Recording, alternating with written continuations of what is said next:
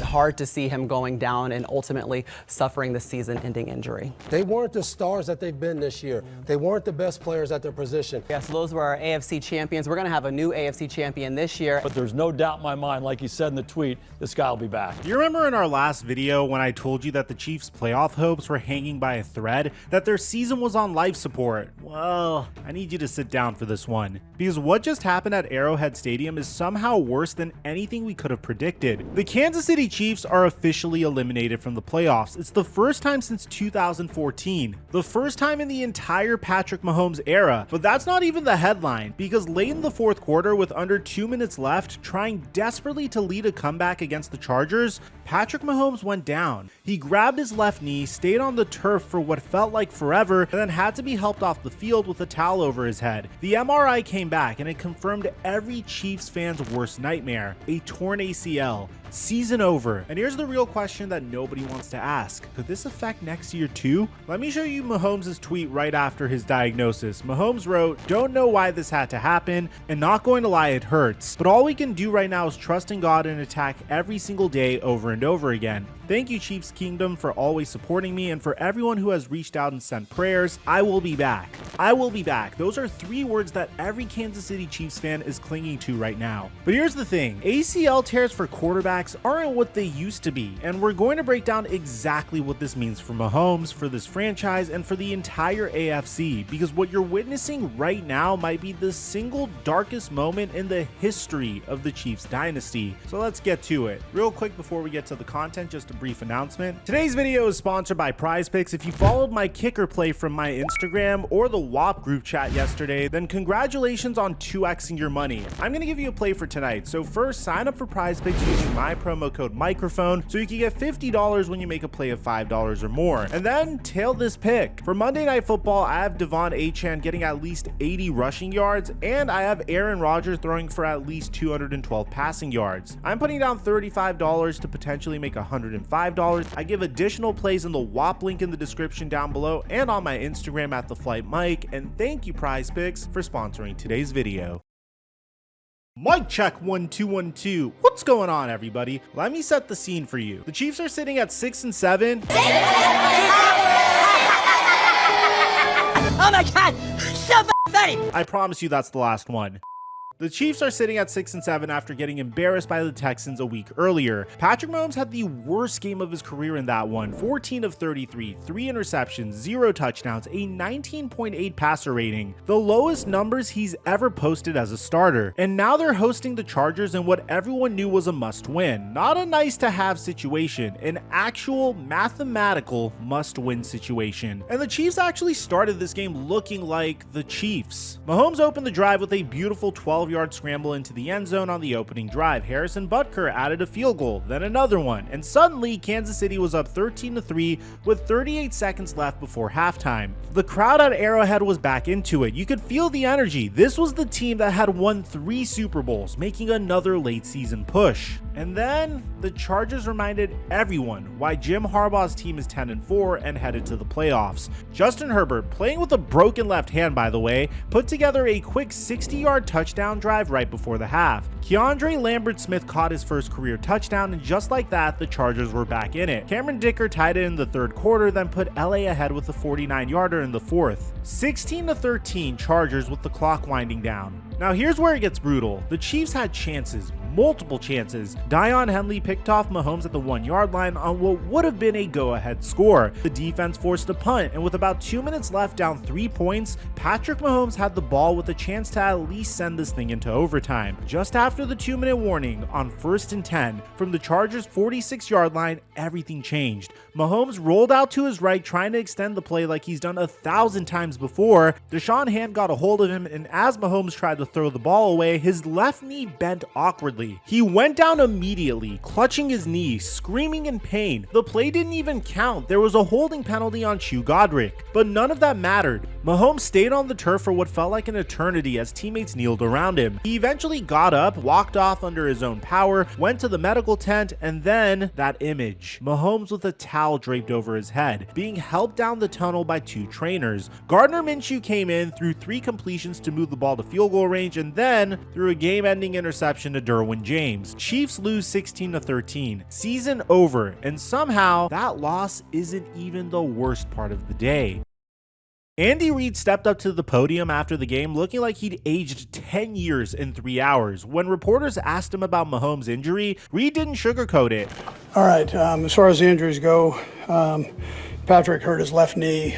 We'll get an MRI tomorrow or this evening, whenever they get him in there. Then came 4 words that made every Chiefs fan's stomach drop. It didn't look good. About an hour later, ESPN's Adam Schefter confirmed what everyone feared. The Chiefs released an official statement. An MRI confirmed that Chiefs QB Patrick Mahomes has sustained a torn ACL in his left knee. Patrick and the club are currently exploring surgical options. Here's what makes this even more concerning. Mahomes has had knee issues before. He dislocated his right kneecap back in 2019 against the Broncos. Remember that? His knee bent completely the wrong way, and somehow he came back 2 weeks later. But this is different. This is his left knee. This is a full ACL tear, and according to multiple sources, he's been dealing with discomfort in that knee all season long. So here's the question that everyone's asking. Will Patrick Mahomes be ready for week 1 of 2026? The honest answer is, it's gonna be a very close call. A torn ACL that requires surgery typically has an 8 to 12 month recovery timeline. Week 1 of 2026 would be right around 8 to 9 months from now. That's an absolute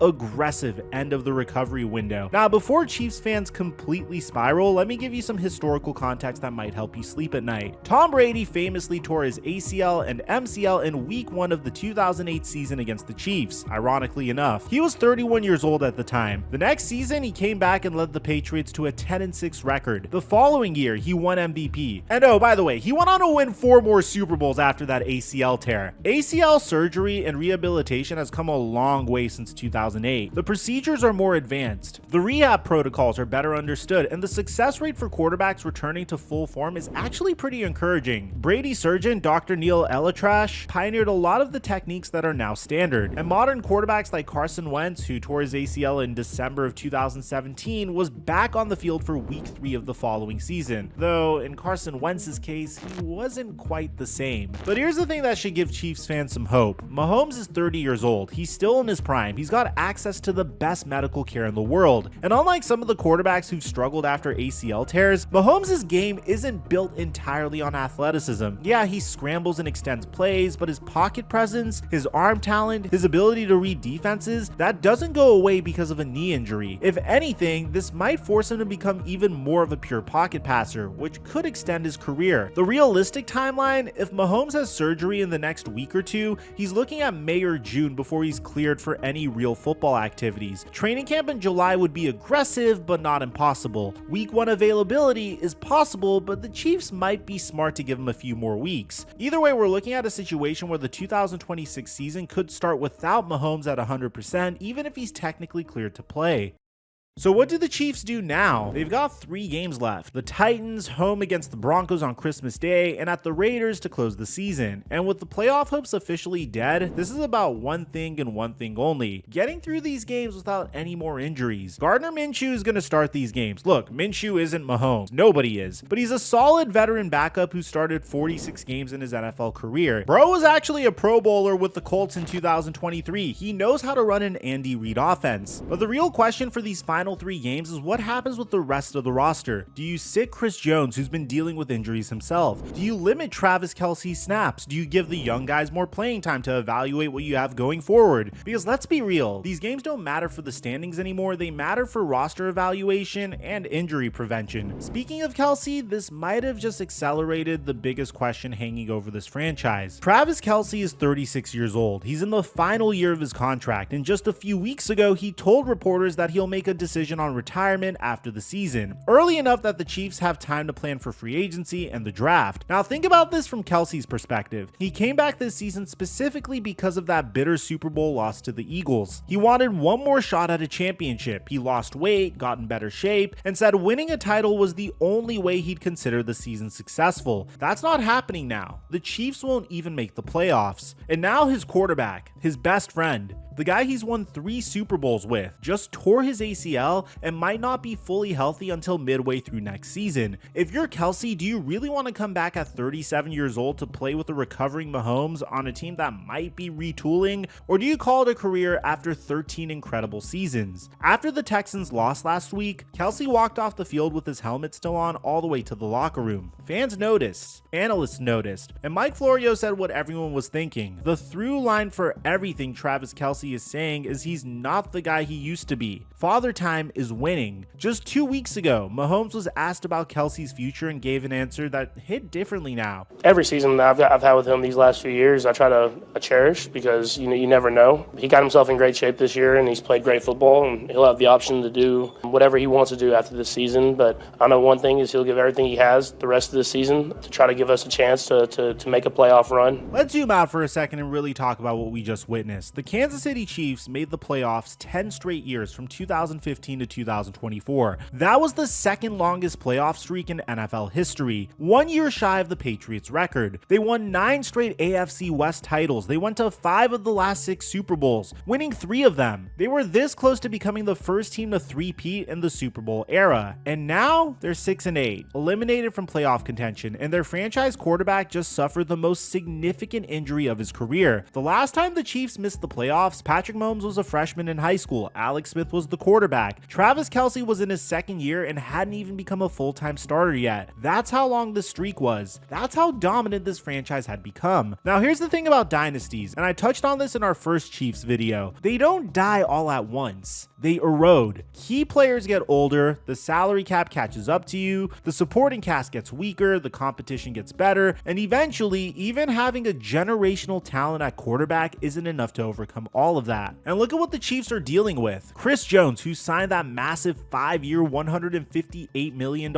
extension, has just 3 sacks through 14 games, his worst season since he was a rookie. Travis Kelce is clearly declining. He had just 1 reception for 8 yards against the Texans 2 weeks ago. The offensive line has been a revolving door of injuries all season long. Josh Simmons, their first-round pick at left tackle, has been on injured reserve. Wanya Morris went to IR this week. They've had to play guys like Essa Poole, an undrafted international player, at left tackle. And now Mahomes himself is hurt. Not just a tweak, not something he can play through like he's done hundreds of times before, a full ACL tear that requires surgery and months of rehabilitation.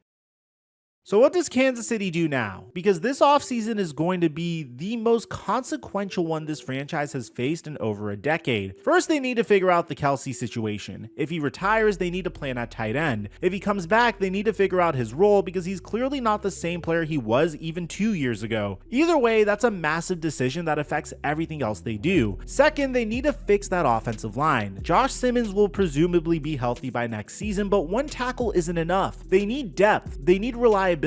Mahomes can't come back from ACL surgery and immediately get hit 50 times a game. That's how you turn Patrick Mahomes into the next coming of Joe Burrow or Andrew Luck. Third is they need weapons, real weapons. Hollywood Brown was supposed to be that guy this year, and it hasn't worked out. Xavier Worthy has flashed, but he's still developing. Rashee Rice has been the one consistent bright spot, but even he's had drops at critical moments. If Mahomes is going to be limited mobility-wise when he comes back, he needs receivers who can create separation and make his job easier. Fourth, and this is the wild card, they might need to think about their coaching staff. Matt Nagy, their offensive coordinator, is expected to draw head coaching interest this offseason. If he leaves for another job, that's another piece of continuity gone during a critical transition period. And there's the question nobody wants to ask. Is Andy Reid thinking about retirement? He's 66 years old. He's won 3 Super Bowls. He's cemented himself as one of the greatest coaches in NFL history. If there was ever a time to step away, wouldn't it be now, while his quarterback is recovering and the team is clearly in a transitional phase? I'm not saying he will retire, but you'd have to at least wonder if the thought crosses his mind. In 1 year, the Chiefs went from trying to three-peat last February to being mathematically eliminated in December with their quarterback on crutches. If this is not a nightmare scenario, I don't know what is. So yeah, the Chiefs' nightmare just got a lot worse, and unfortunately for Kansas City Chiefs fans, this isn't a nightmare that you can just wake up from. Let me know what you guys think in the comment section down below. Aside from that, I'm your boy Mike. I'm dropping our mic until our next upload.